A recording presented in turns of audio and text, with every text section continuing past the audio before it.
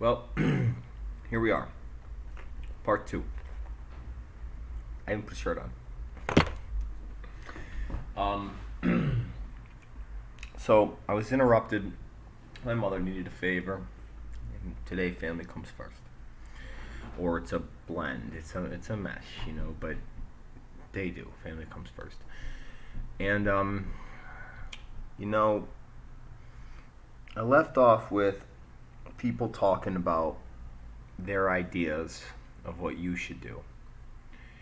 And the thing about that is most people don't know what they should do. They think they do. I thought I did for many, many years. And I was really fucking confused. Because nothing ever really felt right. And so, and I'm not saying that people are intentionally trying to mislead you. I'm sure that happens, definitely in weird circumstances. But I believe genuinely most people, I like to believe, I'm an optimist. I try to do my best to be as optimistic as possible. That most people, I believe, have the best of intentions when they give advice. And it's based on the experience that they've had, and they're doing the best that they can with the information they have. But because of trauma, because of limiting beliefs, because of other people's belief systems installed into them, intergenerational trauma, societal programming, these are things. They subconsciously, I believe, come from a place of misunderstanding. And, it's no fault of their own. They want the best, but at the end of the day, I don't think they know what's best for them. So, anyways, so Miss Ashley and I never got off the ground. And honestly, would I have went on a date with her? Yeah, I would have. And I'm not ashamed to say that. Who knows how it would have played out? I can't sit here and speculate and say, oh, I would have did this or I would have did that. I don't know for sure. If it felt right, yeah. If it didn't, no. Abraham Lincoln has a great quote. And I use it all the time because it's fire. And it's, if it feels good, or when I do good, I feel good. When I do bad, I feel bad. That's my religion. I believe that ties into what's called our emotional guidance system. Okay? We have built-in detectors of what's good and bad for us, what feels right and doesn't feel right, what's a vibrational match, what's out of alignment with us. And our body, through symptoms, will manifest different things to tell us, yo, you're out of whack here. I'm learning about these concepts through Reiki. I just got my level 1 Reiki attunement, and I learned about these months and months ago through just searching spiritual concepts and stuff, because I've been on like a spiritual journey. And I sought out God in solitary confinement 5 years ago in Lackawanna County Prison and asked for his help. And he delivered. He delivered. So shout out, big guy. Thank you. The homie. That Guinea GMR, just so you know. Hashtag God Gang. Anyways, foreshadowing. So, it's like, I'm going to share another experience with you. Okay? I, throughout this journey, kept being triggered about homosexuality and all sorts of stuff like that, and it kept coming up and up and up and up and up and up, and I had to take a look at it and be like, well, shit, like, am I gay and I don't know it? I don't fantasize about men when I'm the best I ever had by myself, if you know that reference. I don't think about men. When I watch porn, I don't watch men. Frequently I watch women by themselves. But why was this coming up in my experience? So in the shadow work, I had to dive deep and get to the root of it, and I did, or I believe I did. Who knows for sure, you know? But so I believed that because of my experience being sexually molested, as a kindergartner through third grade, that what had happened was I potentially, this is one of like three possibilities, because again, who knows for sure? Well, I know who knows for sure. But he's like the dog from Baked Beans. He's like, I know and I'm not telling. He's like, you have to figure it out. It's like, okay, Lord. So,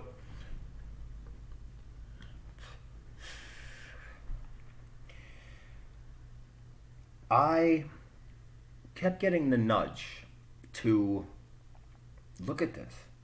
So I did. So I believe one possibility is that my ego, which is a built-in defense mechanism to protect us from, it's a survival thing.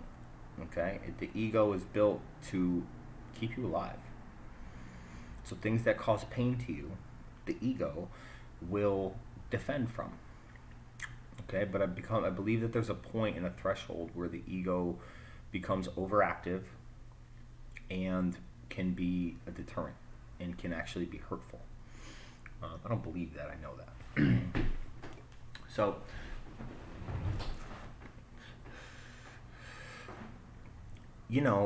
I was like, well, again, I don't fantasize about them, I don't think about them. I'm comfortable enough with myself to like compliment my friend, be like, yo, bro, you look good, you working out, you look great, man, good for you, keep it up. Doesn't mean I want to suck his dick, I don't think. Right? So, but I wanted to know more about myself, because what if, and I used to joke about this, I used to say, well, because I did stand up a handful of times, never really successfully, and that fear of failure kind of prevented me from going back to do it. But anyways, and it was like a joke that I had that I used to tell, not on stage, I used to tell this to my friends. I'm kind of better like live improv type shit for some reason, it seems at least. Maybe practice makes perfect. But either way, joke I would say would be, well, bro, I don't know, I never sucked another man's dick. For all I know, it could be my favorite thing to do in the world, and I just don't know. Okay? Now, societal programming, being raised in an Italian-American community,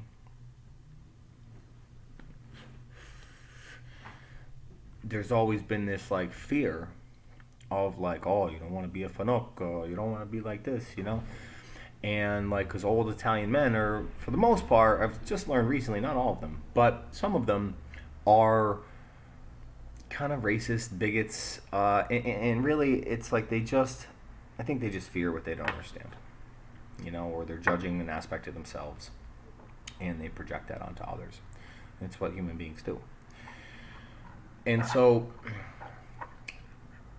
I'm looking at this and I came up with this idea, and I was like, well, shit, maybe if I kiss a man, maybe it'll do something emotionally or sexually for me.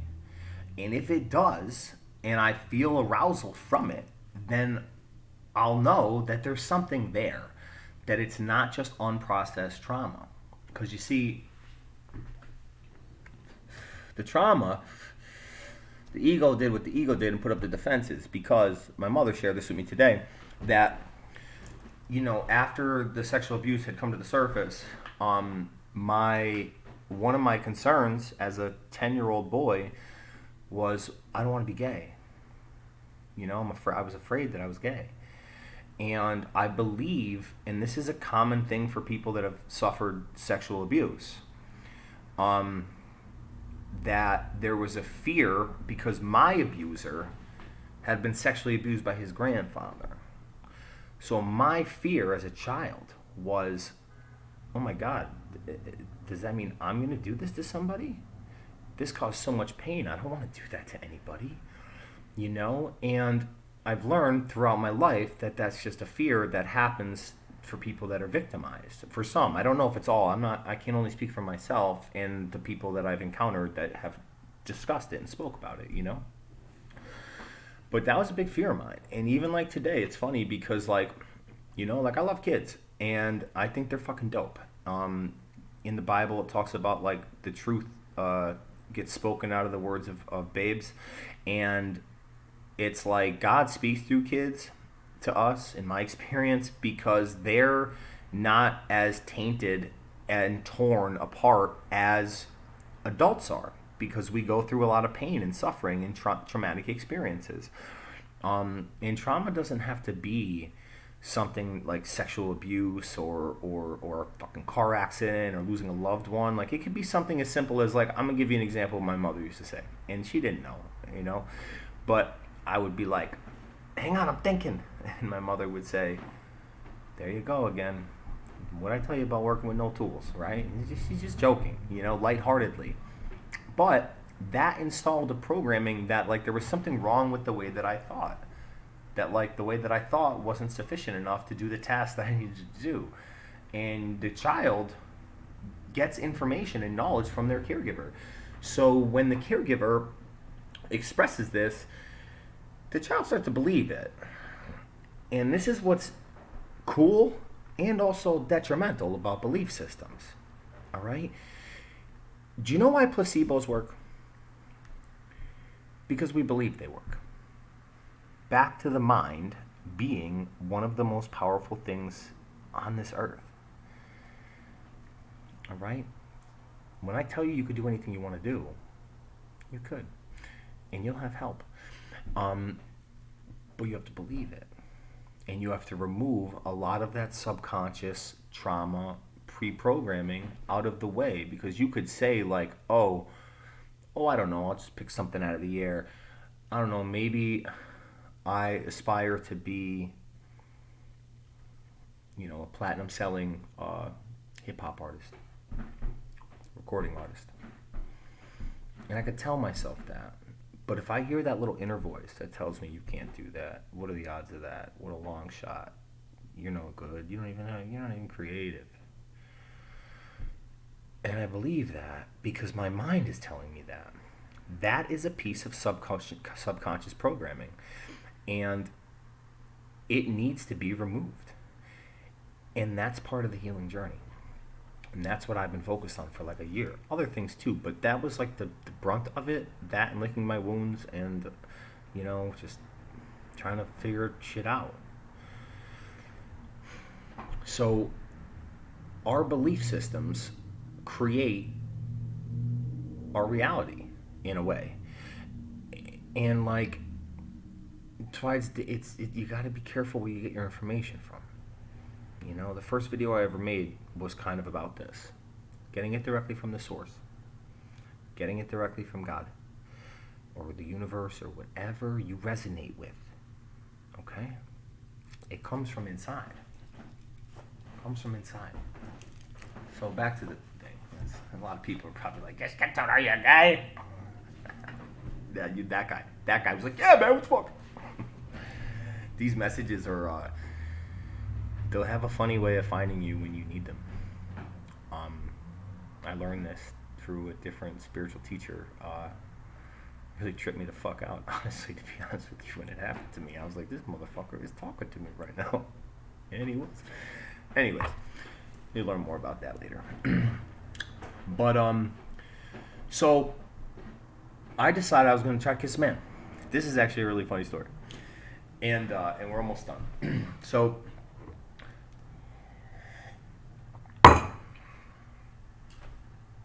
I'm like, okay, fuck it. I want to be an actor, or I am an actor, I should say. I've done acting. And maybe a situation comes up where I have to kiss a man on scene or something, like, you know what I mean? Whatever. Like, I should be able to do that. If I love my friend Chris E., shout out Chris. If I love my friend Jason Palma, shout out Jason. I love my friend George and Alex. My girl Tori, Ashley, who else? I don't mean to leave anybody out. My coworker, Glenn Marr, Richie, shout out Richie. If I love these people, like I say I do, well then, like, I should have no problem doing something that they do and not judging myself for it. And especially, well, I guess it's equal. No, it's probably more detrimental to judge myself. But feeding into your judgment of what you think is appropriate for me to do or not do should be like Casper the Friendly Ghost. Meaning, it shouldn't fucking matter. It should be invisible. Translucent, I guess would be better. Like, I see it, but I can't touch it because it doesn't matter. See what I'm saying? Or isn't really there, maybe? I don't know. Either way. So, so I thought, well, shit, who's the closest, gayest man that I could think of that'll kiss me? And I almost did this live on social media. I was this fucking close. Fear of, well, shit, if you're not gay and the woman you're supposed to marry sees this and her family feels a certain way or whatever, it might make it difficult for you to have the family that you so desire to have. You know? Because I very much want to procreate again. And I want to have a happy family. I want another shot to do it from scratch. And do it the right way. You know, without drugs ruining everything, my narcissism and my fucking, it's just my trauma. See, I was getting judgy myself. But my trauma destroying everything. Not that I'm off the hook, because I did a lot of fucked up shit. Ashley, if you watch this, from the bottom of my heart, like, I can't even begin to tell you how sorry I am. I hope one day that she forgives me, and not, like, just because, like, we have a kid together. And I would like to co-parent. And I understand that I put her through a lot of shit. She fell in love with me when I fell in love with heroin. And I was already a shitbag disaster showing up into that. So, I'm sorry, I'm getting off track. But I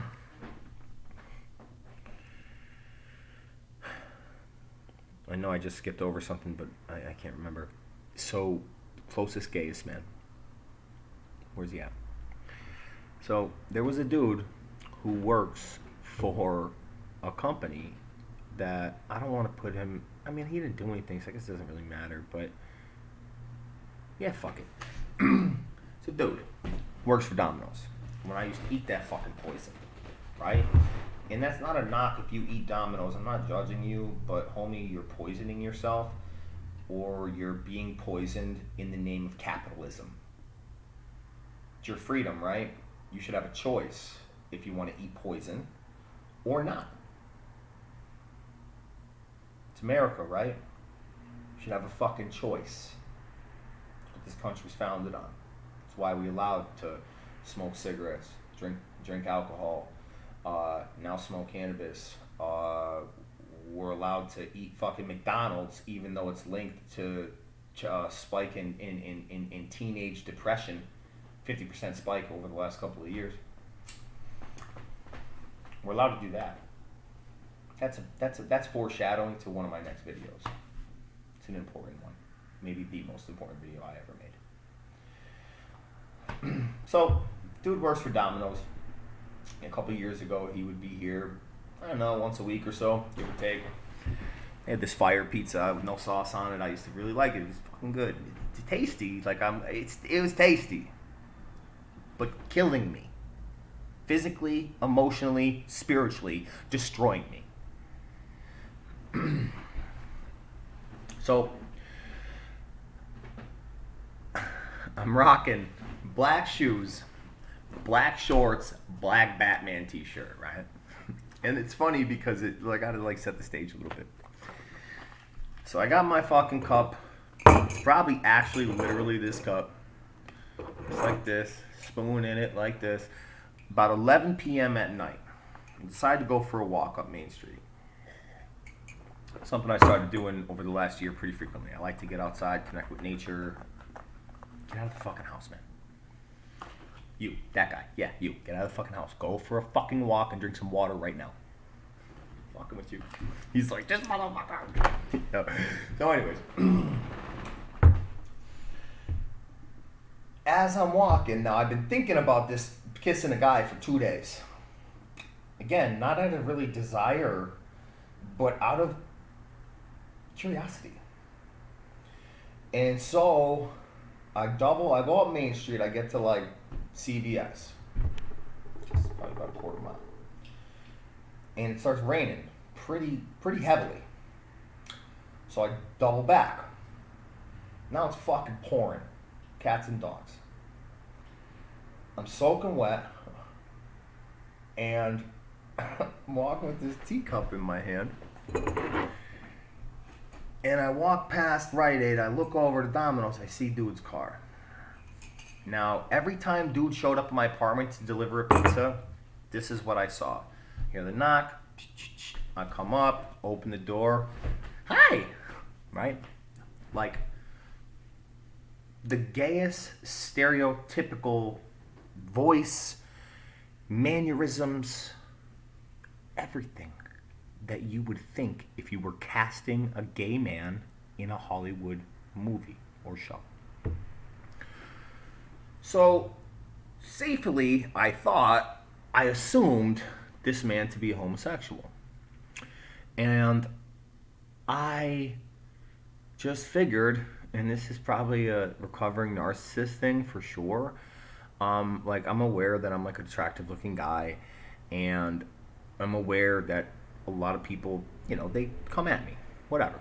So it's like, but my narcissism, this is a bit that I've been working on, is like, my narcissism says something like, it's something to the effect of like, listen, I'm aware that 100% of you want to sleep with me, regardless of if you're a man, woman, gay, straight, doesn't matter. And I'm also aware that's probably my narcissism. I reran the numbers, I have them at a solid 92%, and I can live with that. Right? That's the joke. So anyways, obviously, no, that's not true. But I thought this guy had a crush on me. Every time I saw him, just the way he was. Maybe that's just his personality. Maybe he's just trying to get a good tip. Maybe not the tip, but a good tip. Who knows? So I roll up. Roll up squad deep. Me and my fucking Bruce Wayne exploring his own sexuality apparel. Right? Teacup in hand. And I'm standing outside in the pouring fucking rain, no canopy. Dude comes out, pizza's in hand, and I said, he goes, hey, what are you doing standing out here? Right? And I said, well, funny enough, I'm waiting for you.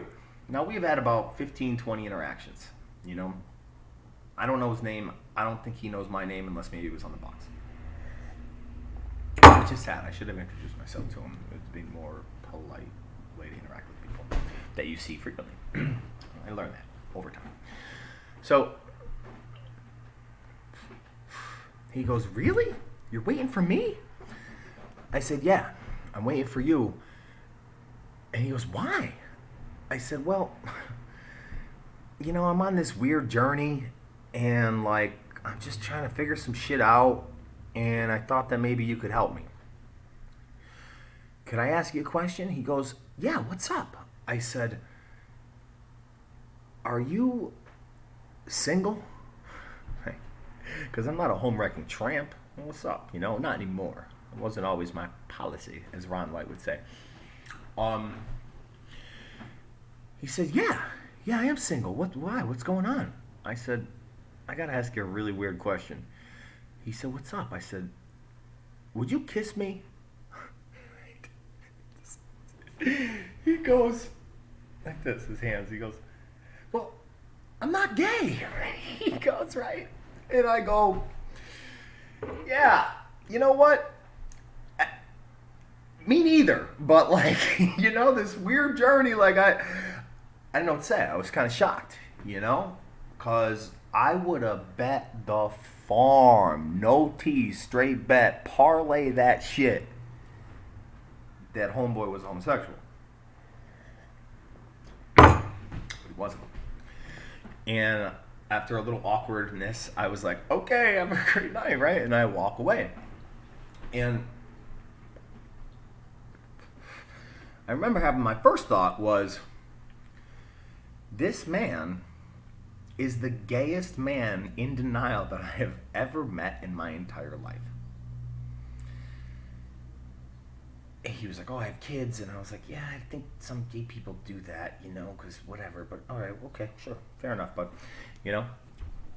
and I walked away. And then I remembered my second thought was about mirrored reality concept. If you have not Googled it since part 1, I highly suggest that you check it out. Because what I believed at the time, potentially,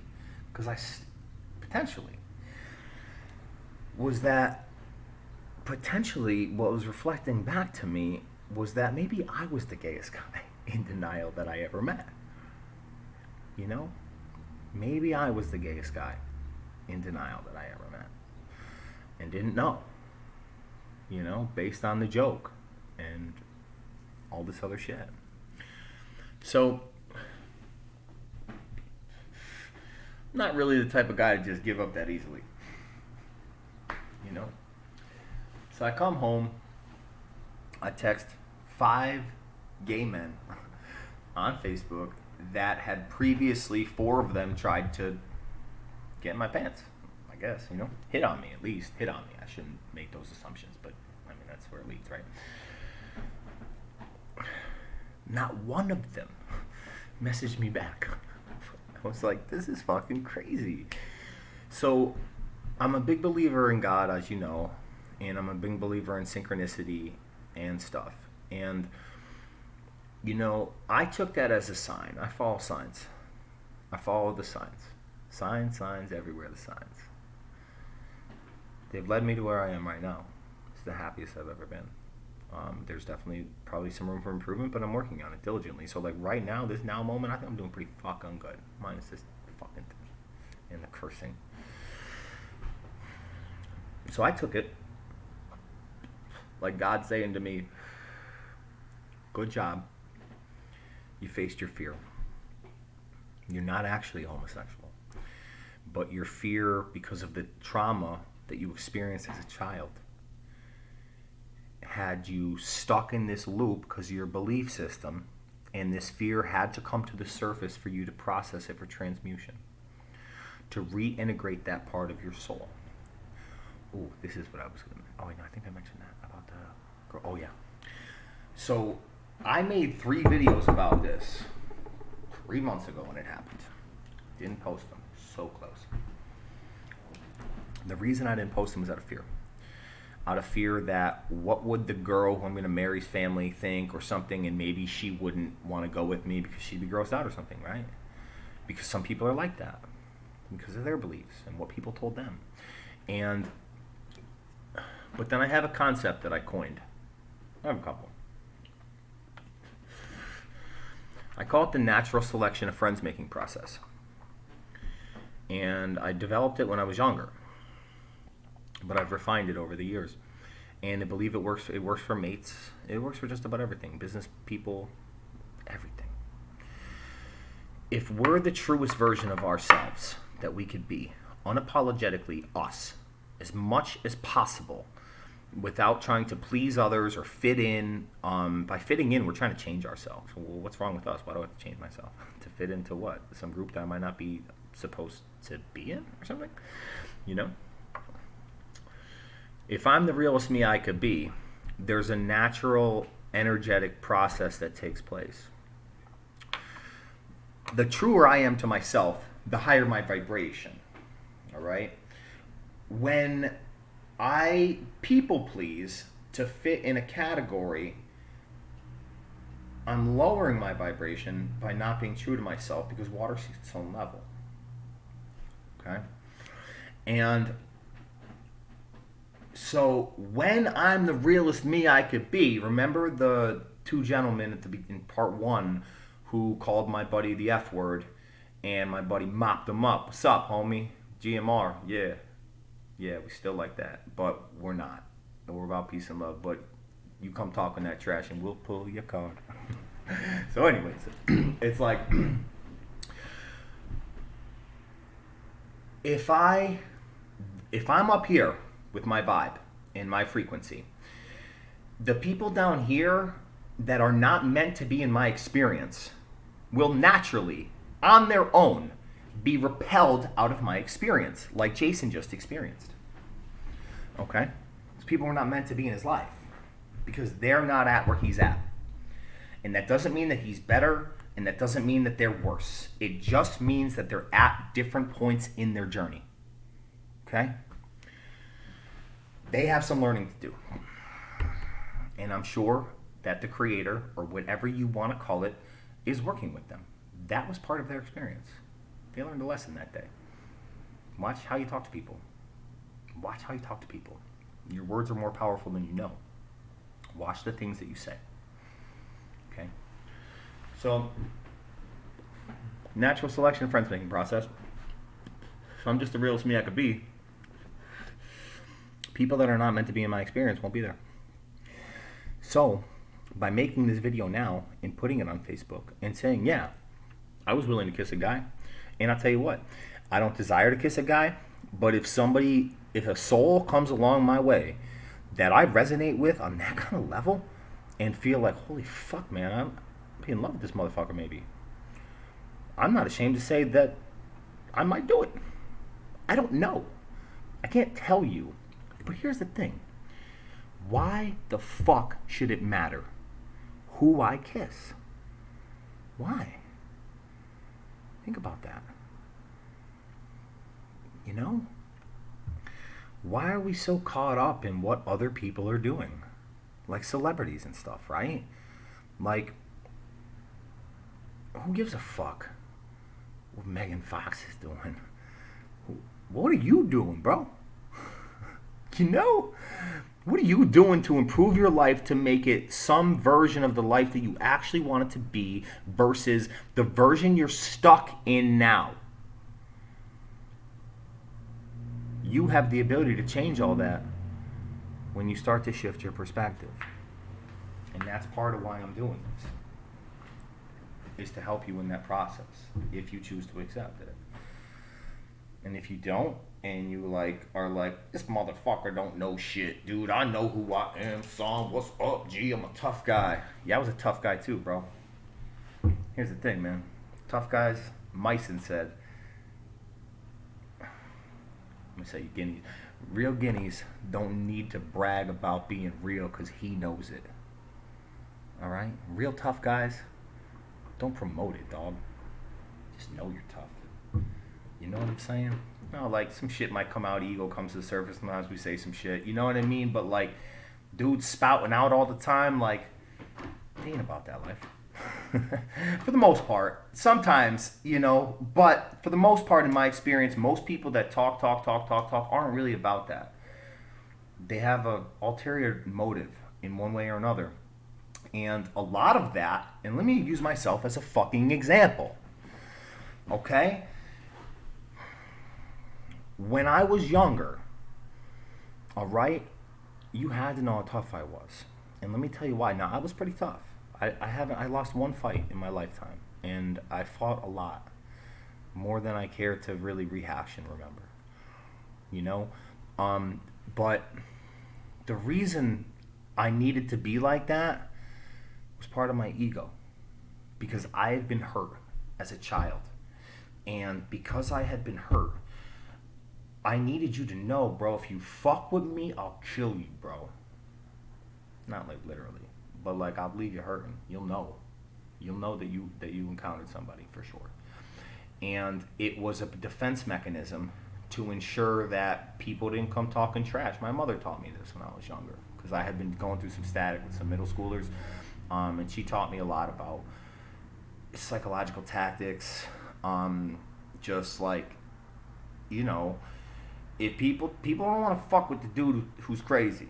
So like very frequently when I was younger, I would like punch myself in the face a lot and just like spit in venom, and just because, you know, you really don't want to fight the guy who's punching himself in the face. Like, he's already punching himself in the face. Like, what the fuck are you going to do to him? You know? Especially with all that rage, you know? And it was because I was hurt. It wasn't because I really wanted to hurt you. It wasn't because I really wanted to flex, you know? Not consciously, you know? I really, like, I've come to discover that, like, I'm quite the opposite, actually. I want to help people. I love people. And I want to help them be the best versions of themselves and help them come to terms with a lot of shit that they had to come to terms with. And so, you know, but my environment, my experience and my pain and my trauma, that one being the big one for sure. The pain and trauma creates a lot of this shit. So it's important to clear it out of the way. And I mean, that's basically it in a nutshell, you know? So in closing, like, I just want to say, I don't really fuck with labels anymore. Like, you'll never hear me say I'm a drug addict or an alcoholic, except for right there. I will never call myself those things, okay? Because then I start to believe all the narratives that people talk about what people on drugs and that are drug addicts, that identify as drug addicts and alcoholics, how they act and perform. Because when I changed the narrative, my reality changed. I used to say, oh, I'm the type of addict who, when I start using, I won't stop till you put me in handcuffs. And guess what, motherfucker? That was my motherfucking reality. And I'm getting a little fired up because this shit pisses me off.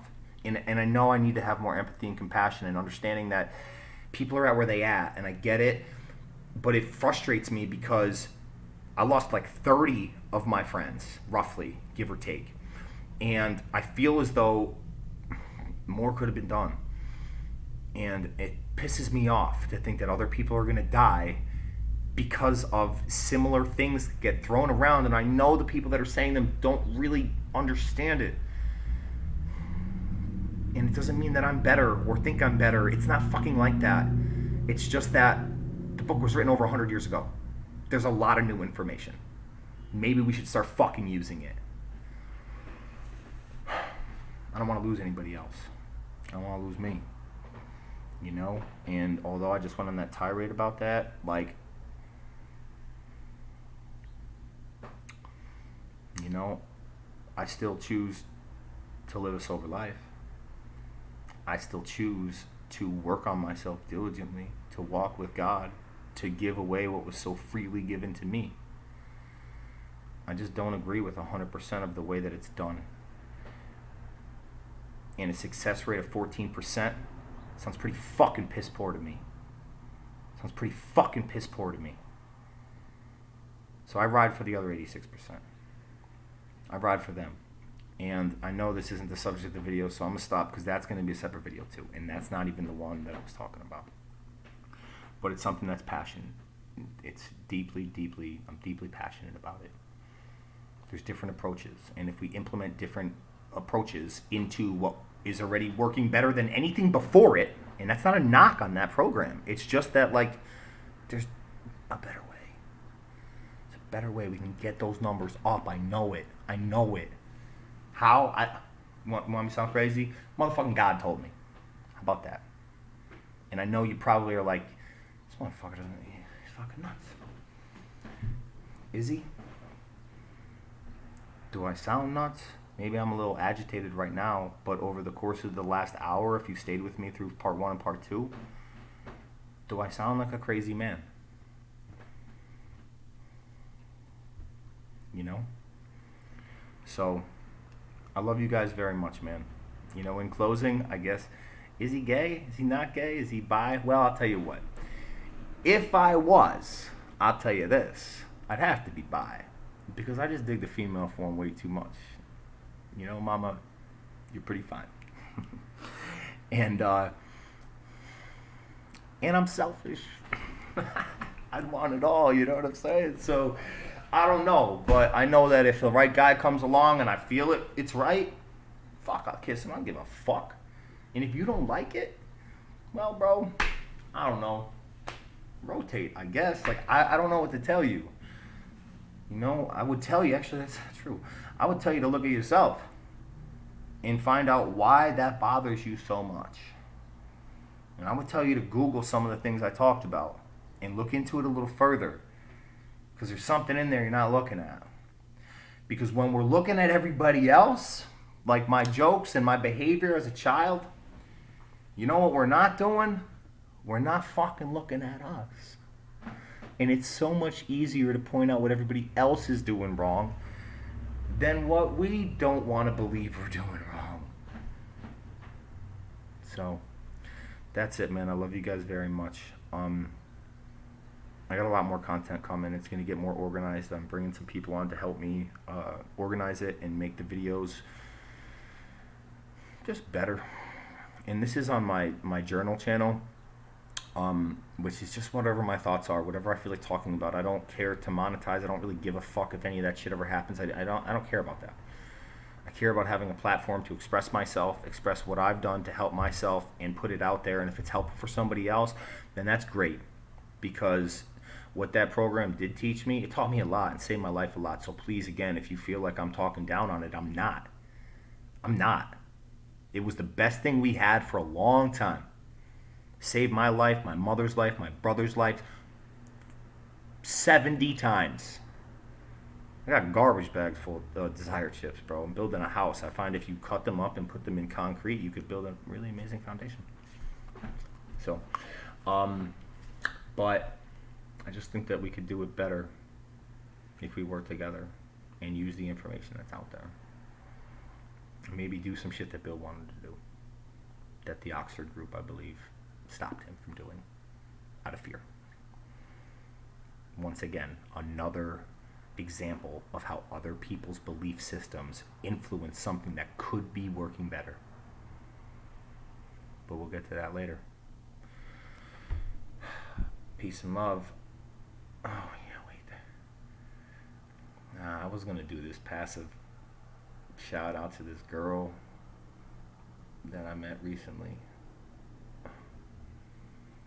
You ever just meet somebody, I'm not going to go on, but you ever meet somebody and you're just like blown away? You see yourself in them. You're like all these weird, just everything. And you feel this weird draw to them and you barely even know them. You know? And like you start to get to know them a little bit, and the more you find out, the more you're like, fuck. You know, but maybe the timing's off. You know? I guess time will tell. So, until next time, hashtag GMR. We're here to save the world. Hashtag peace and love. Hashtag please no violence, but hashtag stand your fucking ground. Jason, I love you so much. I'm very proud of you. And you have my support always, always, ever. You know? And I was going to do some tough guy shit and be like, yo, you got a problem? You show up 420. Fuck all that, bro. I can't all sweaty for you, homie. I love you guys. Peace.